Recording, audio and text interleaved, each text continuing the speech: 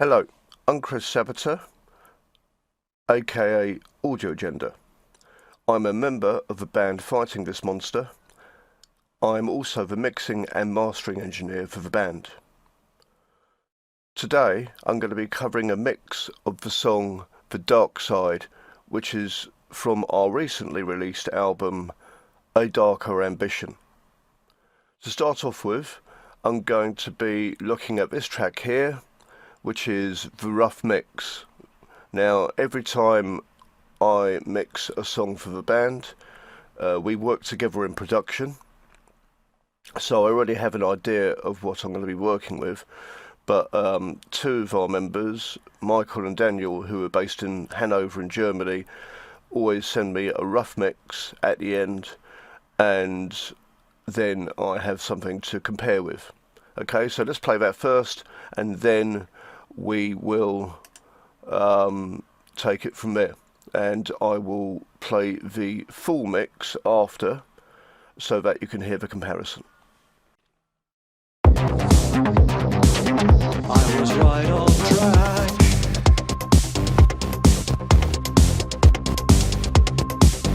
And then I met you.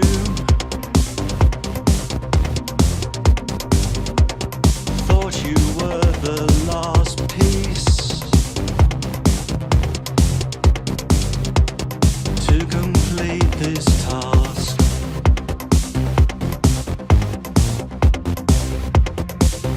I built all this. Right, okay, so that's the rough mix. So I'm now going to mute that, and I will bring in, turn all these elements on, and we'll play the full final mix now, up to about the same point, just so you get a comparison. I was right on track.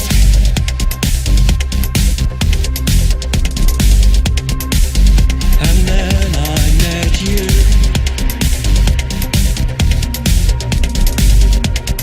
Thought you were the last piece to complete this task.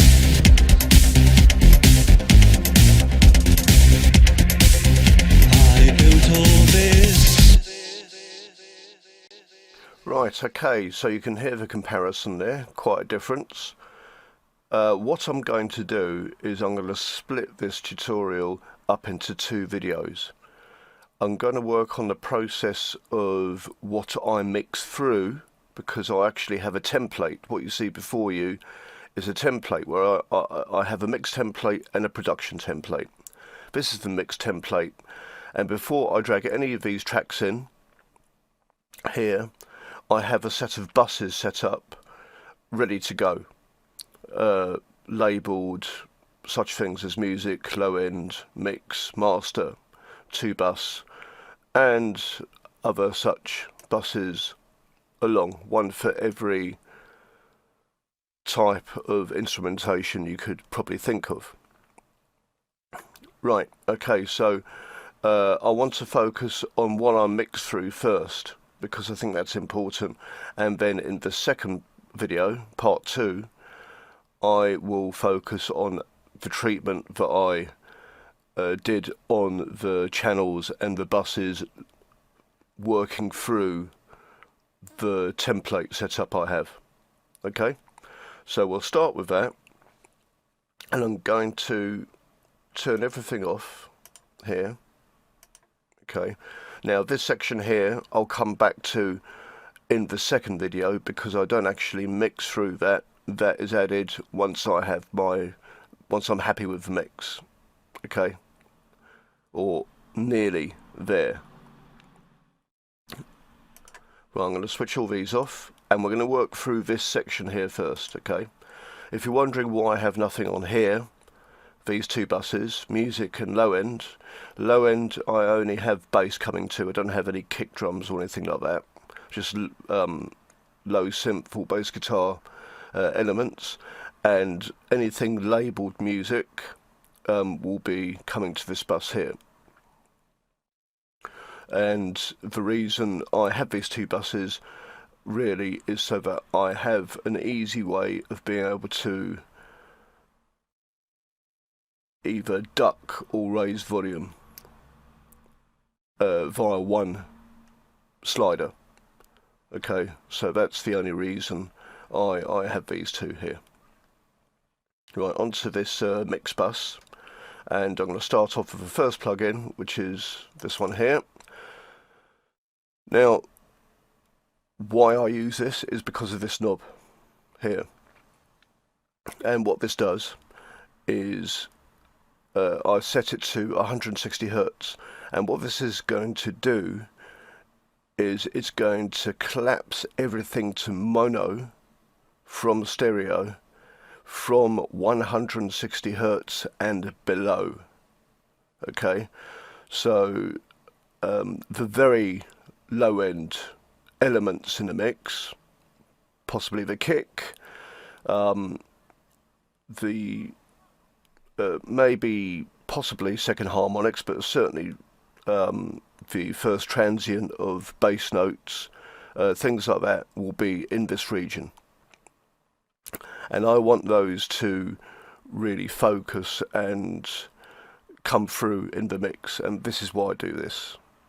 Okay, so I will play without first of all, and then I'll bring the plugin in, and you'll hear a very slight difference. Okay, but it does make a difference in the whole texture of the mix at the end. Okay, so let's just play from this point here. I was right on track.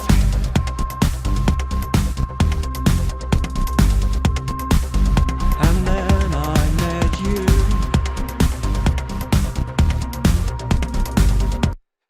Right, okay, and we're going to bring it in now, and let's hear the difference.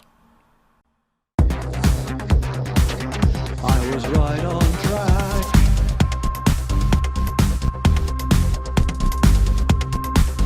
And then I met you.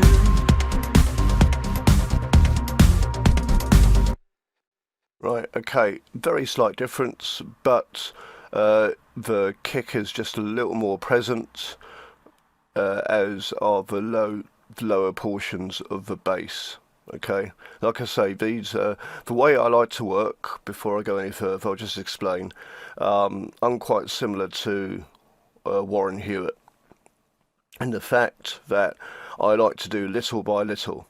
I don't want to try and do everything or a lot of heavy lifting with one plugin, because I may have to go back on myself, and that will spoil workflow. Okay, so I just add things slowly over time, and I'll get there eventually. Okay, using my ears as my guide. Okay, so that's the most important aspect of mixing, using your ears, and we all have different tastes in things that we like to hear, and so that's great. That's what creativity is. So we'll move on to the next plugin. Now this one is definitely a creative selection. Most people look at me and think, why are you using an exciter on a mix bus? But I did this as an experiment one day several years back, and I thought, well, that's different. It was quite pleasing to my ears, and so I stuck with it. And I, again, like I say, I mix through all these plugins. They are here from the beginning. I never change any of the settings any time through the mix. They just stay as they are right through to where the mix is printed. So just play without, and then I'll bring it in, and there will be a big change with this. I was right on track.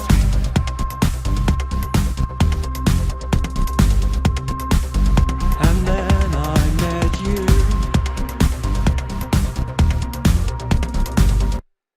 Right, and I'll bring it in now, and let's hear the difference. I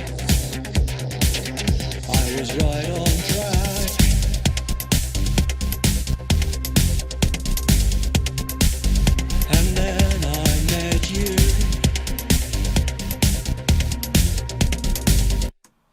as you can hear, it lifts it a lot. It takes away quite a lot of the muddiness already, and just gives it a little bit of a vibe as well. Okay, so a little bit more hi-fi. So we're going to move on to the next one. With this plugin, I just push the drive up to -6. Apart from that, I'm not doing anything with this. But the sound that comes through this plugin has an effect. So, without first, and then we'll bring it in. I was right on track.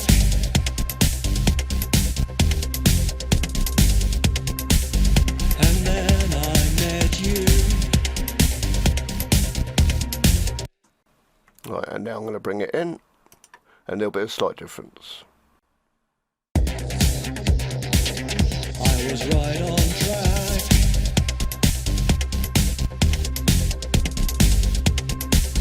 And then I met you.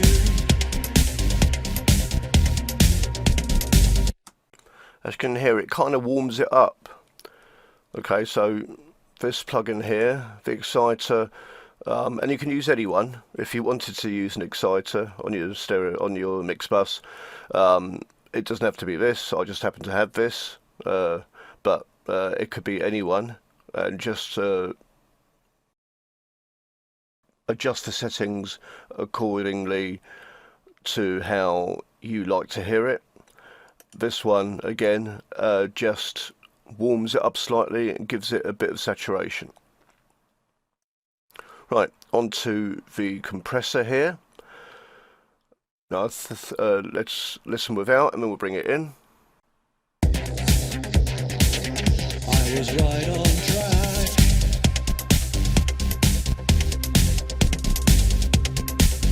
And then I met you.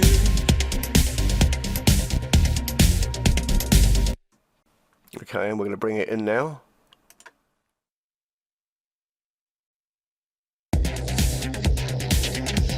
was right on track.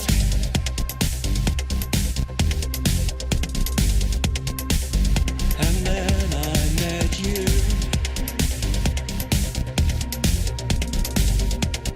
Thought you were the Right, okay, and we can hear that, but we're getting some gain reduction there between 3 and 4 dB, and I've adjusted here up to 5 actually, and we've got some input coming in here, 5, got a soft knee, and response is basically kind of like the release function, and this is an average release time.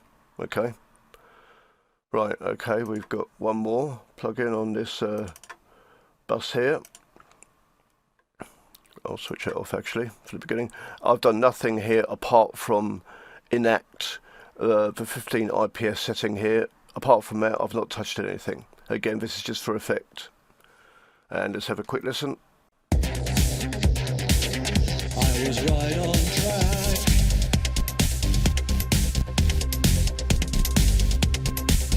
And then I met you.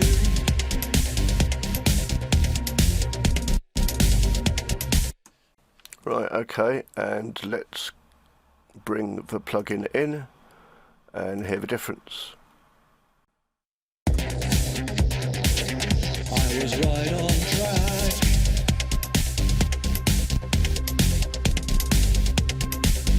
And then I met you.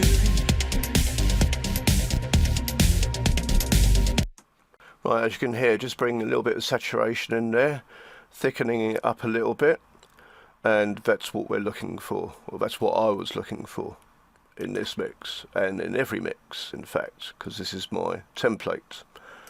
Right, okay, we're going to move over to the next bus, and the mix bus reports to a bus called the master bus, and then this bus will report at the end to the stereo out, which I call the 2 bus. Right, okay, so the first plug-in here is a free plugin, which is excellent. So if you're looking for a very good compressor that is coloured, okay, so it is a coloured compressor. Now, some people might ask, why am I using a coloured compressor on my master bus? Well, that's just a choice I've made. It doesn't really colour too much, because basically you will see it's just kissing the needle, as it should be doing on a master bus, okay? And I will play through here and just watch this needle, okay, as we're playing without, and then I'll bring it in, okay? So we'll play without first. I was right on track.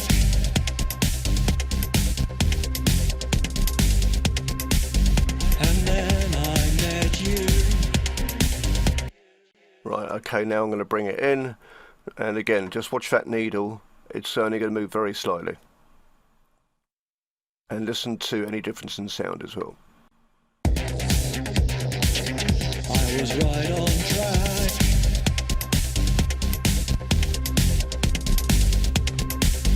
And then I met you.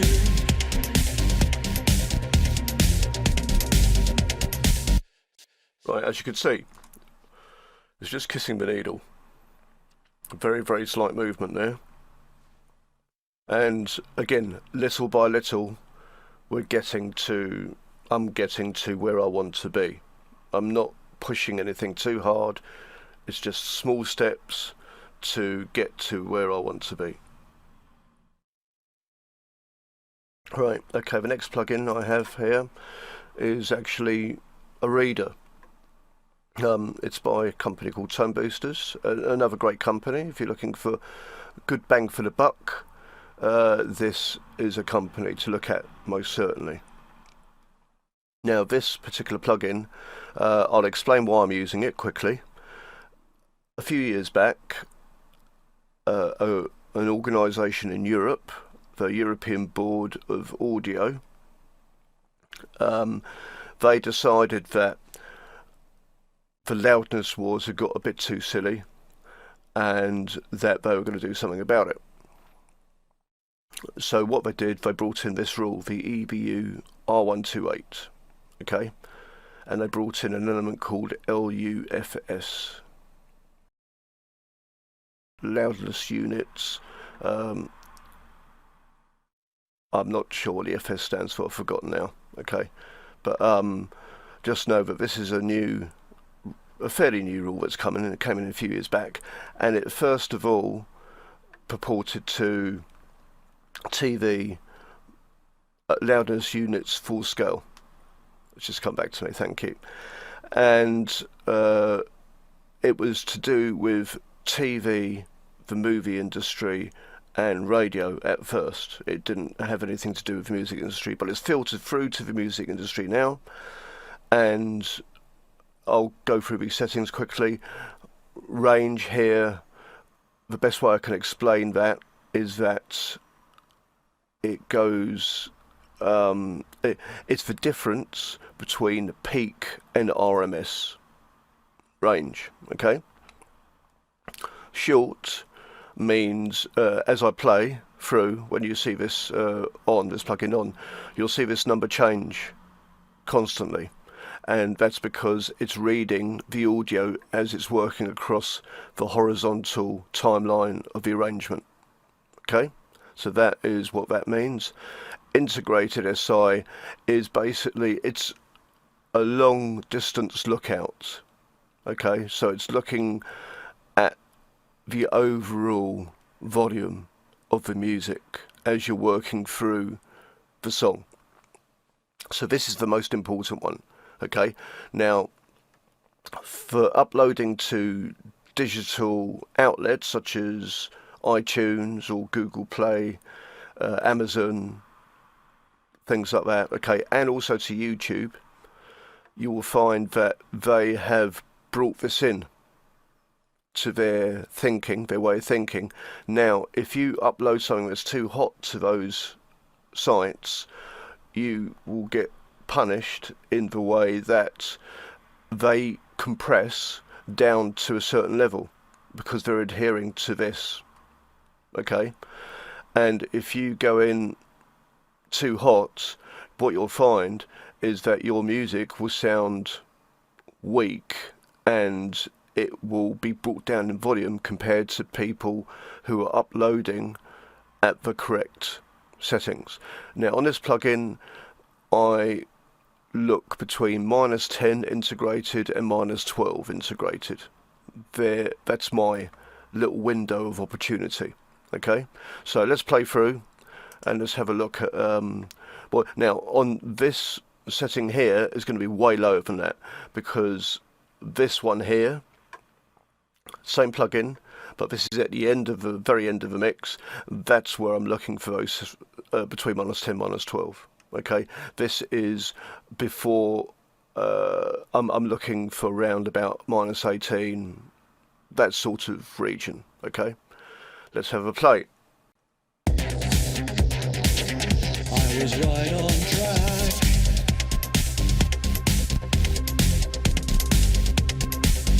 And then I met you.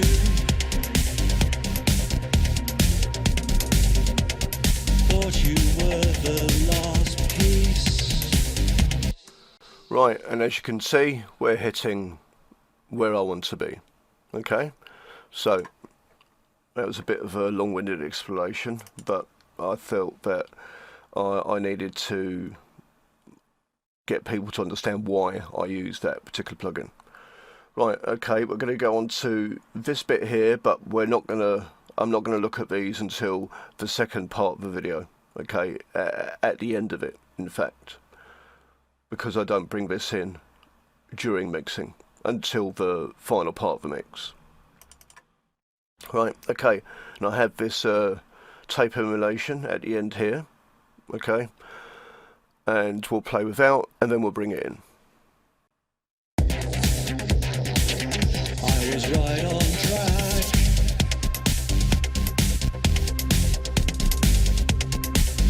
And then I met you.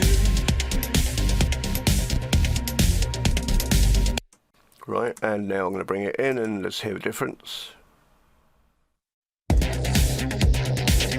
I was right on track.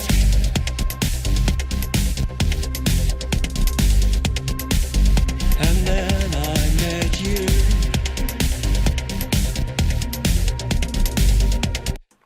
Right, again, just adding a little bit more saturation, which is what tape is all about. Okay, and little by little I'm getting to the point where I want to be. Okay, of course I've been playing through all of these plugins with the final mix because I don't want to go through taking everything out because it would take ages and I don't want the video to be that long. But this is just to give you an idea of why I go through these to build up. Okay, and I will, in the next video, I'm going to go through every channel and bus up until working through these, now that you know what I do in this setup, and you can see exactly how I've gone about it. Okay, so until the next video, thank you very much for watching. I hope it's been of some kind of help to you, and I will see you in the next video. Thanks for watching.